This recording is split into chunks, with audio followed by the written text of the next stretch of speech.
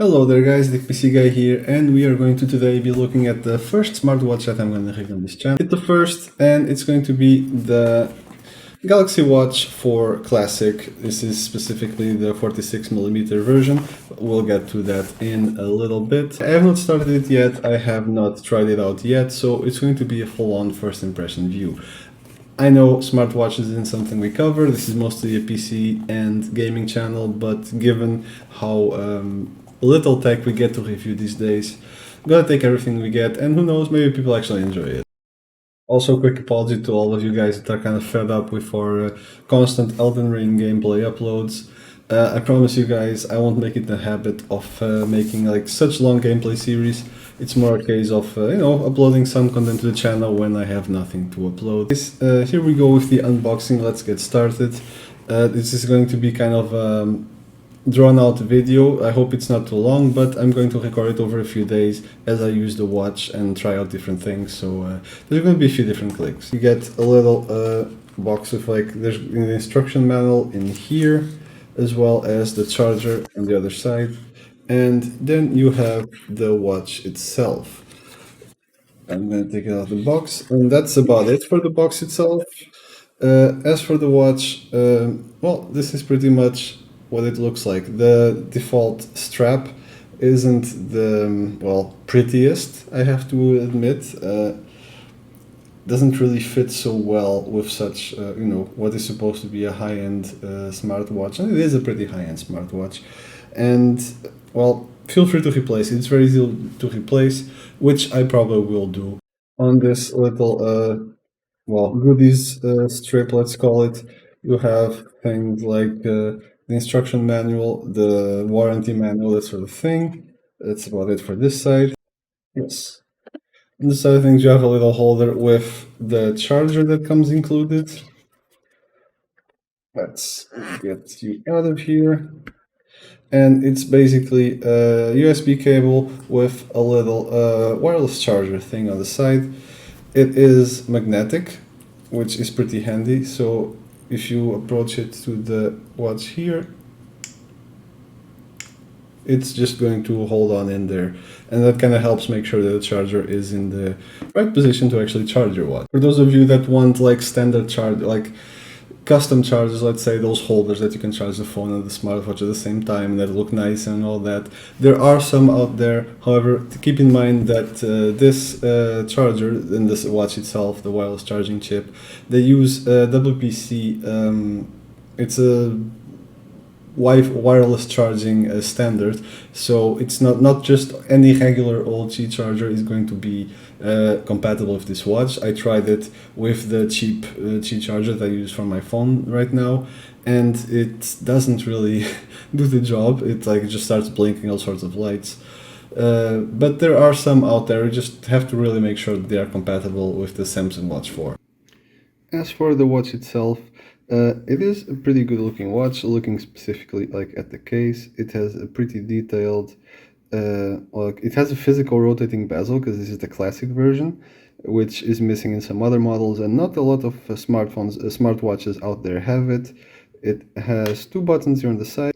As far as replacing the straps, there is this little clip here that you have to just focus, come on, that you have to literally just move it to the side, and the strap comes loose and you can put in replacement straps. As far as models go, you have this the classic model in 46 and 42 millimeters, which is the bigger version, also including a bigger battery, which I will come to in a moment.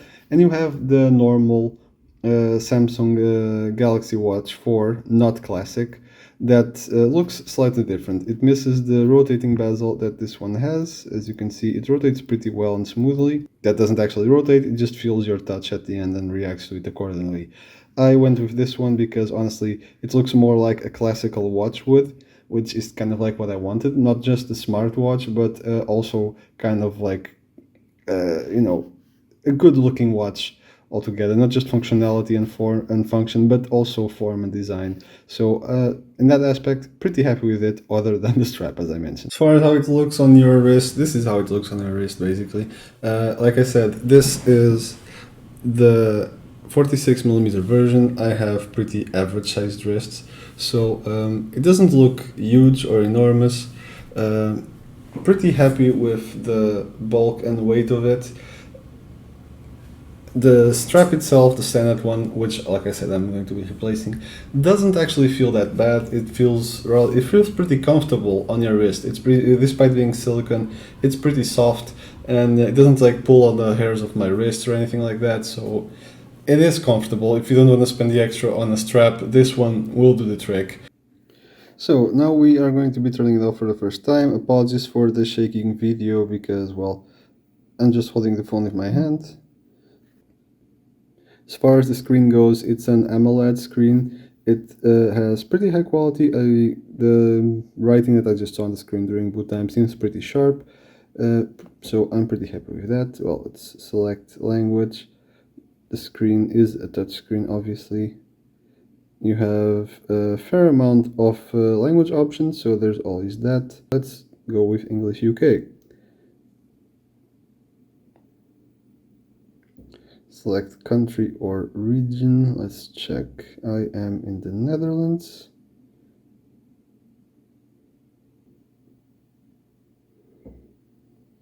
Yep, there we go.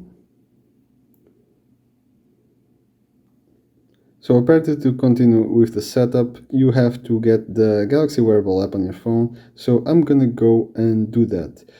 I'm not sure if it's compatible with things like iPhones and such. So pretty much as soon as I open the Play Store on my phone to go and get the wearable app, turns out because my phone is a Samsung, an S20, it immediately detected the watch. I didn't even have to download anything. Detected the watch, loaded up the preloaded Galaxy wearable app on my phone, and it started connecting to the watch. I immediately got the Bluetooth pairing thing, paired it, downloaded some files, set it up, and it's now asking me to sign up to my Google account, which I will do. And it just tells you check phone to continue setup, which I will have a hard time actually showing you guys, so we'll skip that part. Next step on the setup was some recommended apps that it was wanting me to install. Thankfully, it gives us the choice of actually reviewing what we're installing, because it had a ton of apps that I will have no use for. Like, it was recommending like golf tracking apps and stuff like that. Like, I don't golf, so definitely review what apps it's trying to get you to install before you actually do it. You don't want a completely bloated phone just right from the setup, right from the get-go. So after you're done with the initial setup, you're greeted with the Wear OS app on your phone, which, apologies for the reflection of my wall back there, gives you a few options, like, identifies the watch. It has, well, the camera isn't really letting you read. It has like battery options such as apps, watch faces, tiles, quick panel, as well as watch settings and a Find My Watch option. The watch settings is pretty much like you're used to on the standard Android phone, like, apps, battery, manage content, advanced features, display, brightness, all those sorts of things. I can imagine that there's another way to control this on the watch itself. As far as the watch itself, then it will greet you with take a tour of your watch, which we are going to do. So let's see what they've got for us. Swipe from the top to open the quick panel. So okay, so this is okay, swipe from up to go back to the watch face. So it's so up and down to actually get around the clock. For apps, swipe up from the bottom edge. Alright, so down to menu, up to go back, and when you're in the normal watch face, you swipe up to go to the apps, and back to the watch face. So it's basically an up and down system. On notifications, you swipe from this side, you tap to open, swipe right from the edge to go back, and then from here back to the watch face. Basically, whatever way you swipe to go back to the watch face, you swipe in the opposite direction. For tiles, swipe left. What are tiles exactly? Oh, this is what they are. They're like the trackers and that sort of thing. And from any screen, tap on home key to go back to the watch face. If I rotate the bezel, it just goes through a whole slew of things. So you can use the bezel to scroll through things. I assume you can also swipe left or right. Yeah, you can. So it's a choice between bezel or swiping to actually navigate the things, and also the home buttons and back buttons to go back and forth. So you can find your own way of what is the best and easiest way to get around stuff. Now that the basic introduction is out of the way, let's talk a little bit about specs very briefly, because I am not the most knowledgeable in smartwatch specs, I might add. It's, like I said, my first review on the smartwatch, so go easy on me. Sorry if it takes a little bit longer. So let's go over the specs quickly, and then I'm actually going to take a break from this part of the video. I'm going to go sit on my couch for a bit, have some coffee, fiddle with it, install apps that I want to try some of the functions that it has, and give you an update after a few hours of usage, just for a few first impressions. So as far as the specs go, like I said, it comes basically in two models, the 42 and 46 millimeters. I got the 46 myself. They are both of those types in black and silver, and they also, each of them has a normal Bluetooth version or LTE version. LTE basically means that you don't need to have it connected to your phone to actually make calls and do anything really. It's basically has a SIM card in there, and yeah, that's about it. Keep in mind that that increases power consumption and also makes the models a lot more expensive than their normal Bluetooth, and they're only really useful if you actually don't have your phone on you for an extended period of time, or are not always paired to a phone to actually share the Wi-Fi or 4G, 5G connection from your phone. Considering that this drains your battery even faster, unless you really need it, there's no point in going for it and paying more. The actual models are the same in terms of layout, buttons, etc. It's basically the same between the two models other than size. The one difference between the two models, other than the size, is the battery capacity. The bigger model, the 46, has a 361 milliamp battery compared to a 247 on the 42 millimeter one. So you do get a more sizable battery to go with your bigger watch, which obviously makes sense. And as we will see, it's actually quite important, because these watches, they don't last for a long time as far as battery goes, especially if you have all the settings and all the bells and whistles and sensors enabled. Memory is the same on both as well, 1.5 gigs of RAM and 16 gigs of internal memory for example, music, etc. that you want to have stored on your watch itself. Connectivity is Bluetooth, Wi-Fi, yada yada yada, as well as LTE on the actual available models that have it. It has a lot of things that most watches have these days. So as far as usage of it, I have been now using it for a full day since the last charge, and my battery is right now at the 41% mark since the last full charge. Had it on through the night, I didn't turn it off or anything, did not sleep in it, I have to say. I did light to moderate use. I was home today, I was checking the phone on, the watch on again. I was doing some fiddling with settings, that sort of thing, so the display was on for a while. I had the brightness turned down a little bit from the standard that it comes, which I still found more than enough, and that does help save battery.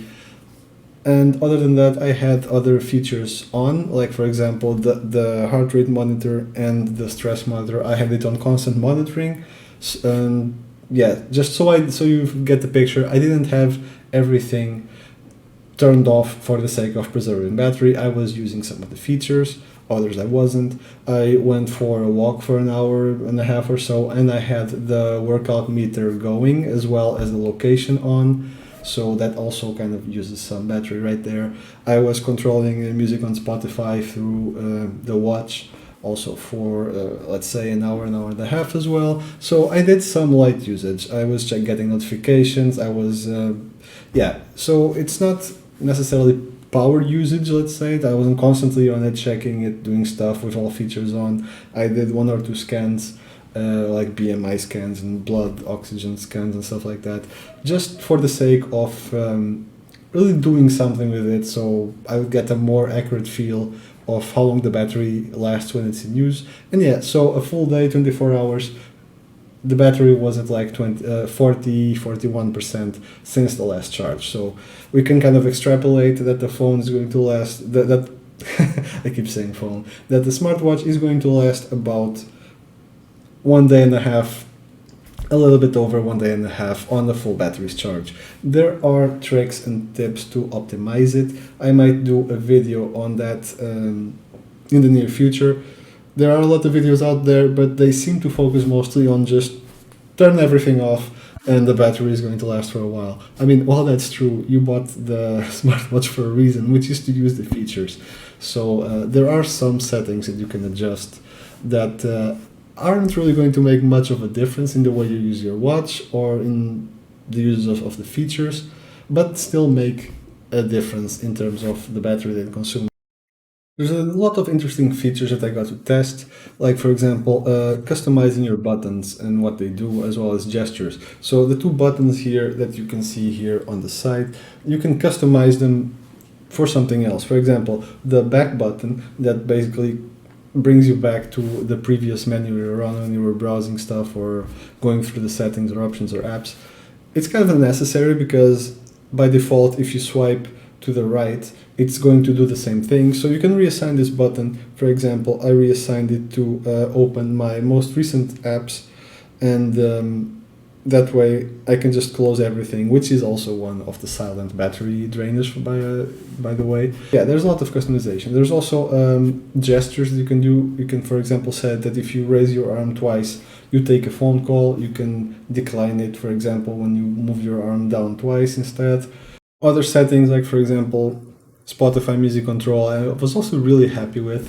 And I can imagine how they're really handy if you're like using earbuds while sporting and you don't want to have your phone in your hand. One downside that I immediately noticed is, for example, the fingerprints on the screen. The screen is so easy to get all fingerprinty over it, and then especially if you are on low brightness on your screen. So I've been using the watch for about a week now. On a daily basis, mind you, and I even got a few accessories like this nice little watch band that actually matches the color and makes it look like an actual full-on real watch. I did a whole bunch of stuff with it, put a new watch face, all that sort of stuff. Either way, just to give you guys an update on a bit of a more prolonged usage, the battery with my normal usage has been lasting for next to 2 days. I charge it daily, and by the time I charge it at night or in the morning, it's usually at like 50 to 60%. So safe to say that it will last me like, through the night and then a whole other day at least. So in that aspect, it's not as bad as I feared when I looked into all the comments and everything that people are having about the low battery life, etc. Granted, I don't have an intensive use of the watch, it's more light to moderate, but still a charge every 2 days should suffice, or alternatively just charge it every night, go to bed, put it on your charger, pick it up in the morning if you don't use the sleep tracking function, that is, or just charge it sometime over the day when you're at home. It's really not that dramatic, especially considering it's wireless charging. Just drop it on the charger and be done with it. As far as how satisfied I am with it after a week, granted it's a short period, but there are things that I kind of was expecting better. Not the watch itself as far as performance goes, etc. That's perfectly fine, but for example, everyone praises the app availability on this watch with the new Wear OS 3, blah blah blah, Google Play Store. However, there are functions that I feel that's not necessarily on Samsung. I'm not really criticizing Samsung for that, but that's more on the developer side, I guess, who makes the apps. Things like WhatsApp, that you can only reply to messages. You can't actually message someone. You can't actually message someone. You can only get a message from WhatsApp and reply to it, and then it goes away.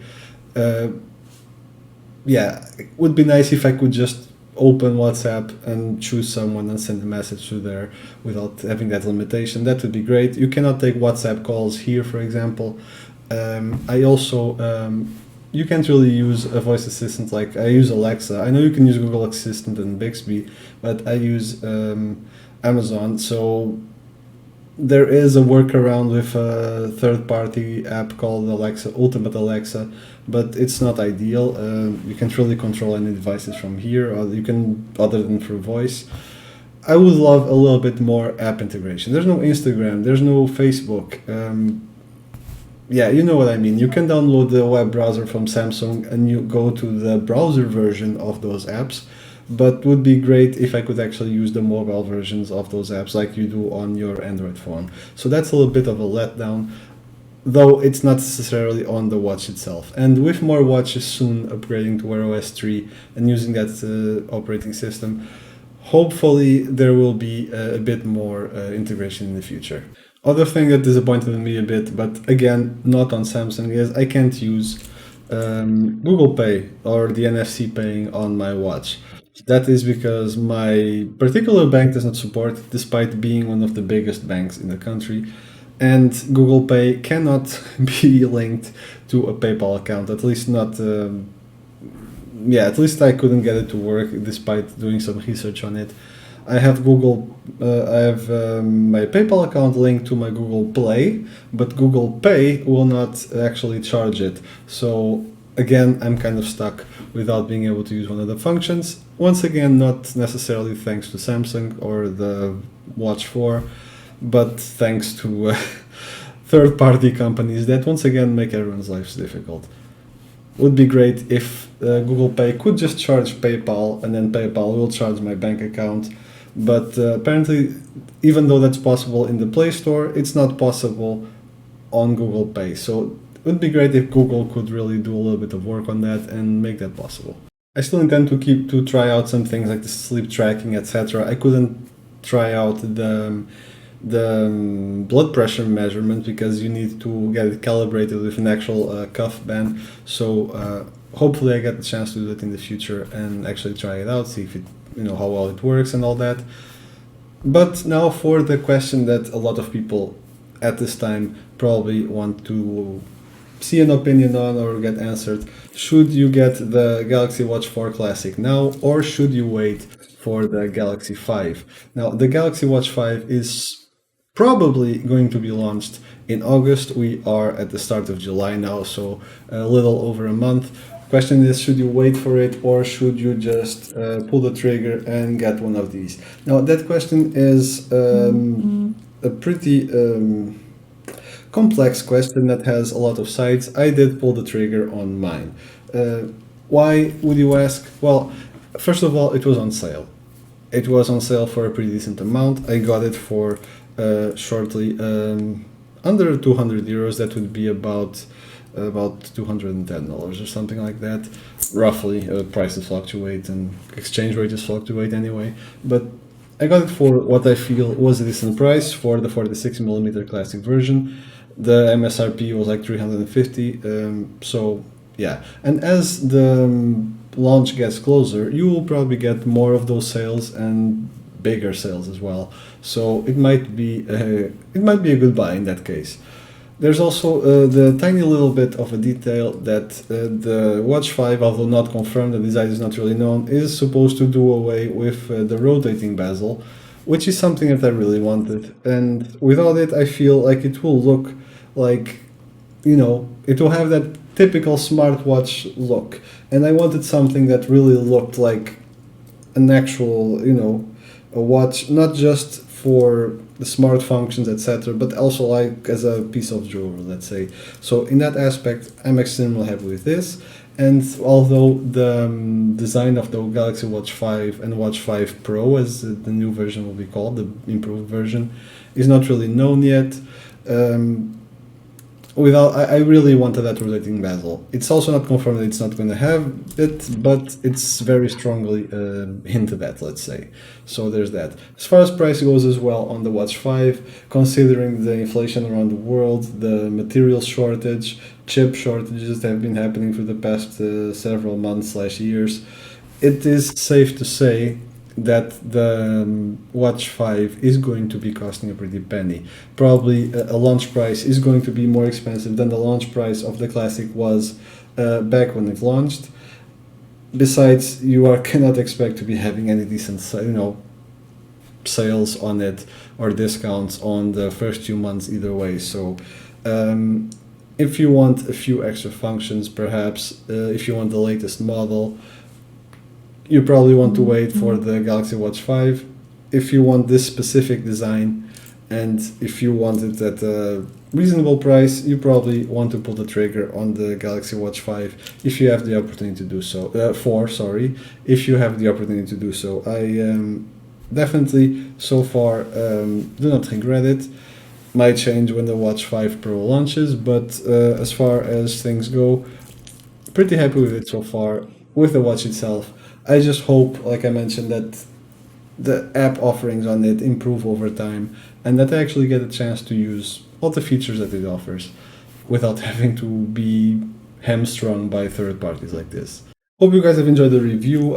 Sorry for the lack of B-roll. It's not easy for me to take like shots and pictures and stuff of products because I don't have the setup for it. We're a small channel after all. If you would like to help us grow, press subscribe. That will help us get more opportunities to do more reviews in the future and also do hopefully a better job at it. I'm gonna put some links down below, Amazon affiliate links, mind you, for the watch, for the strap that I got, and for the screen protector. I also got like a little case for it, like an armor, let's say, for the watch to keep the body from getting scratched, but I don't really use it. I don't know, I don't like what it does to the look of it. Either way, links will be down below. Thank you guys for watching. Hope you guys have enjoyed it. Hope I answered a few of your questions. If you have any further questions, leave them on the comments down below and I'll do my best to answer them. Otherwise, I hope I'll see you guys in the next video. I'll try to do an update as quickly as possible in terms of that video that I said about the battery optimization and such, and what settings I'm using on it. I'll see you guys in the next video.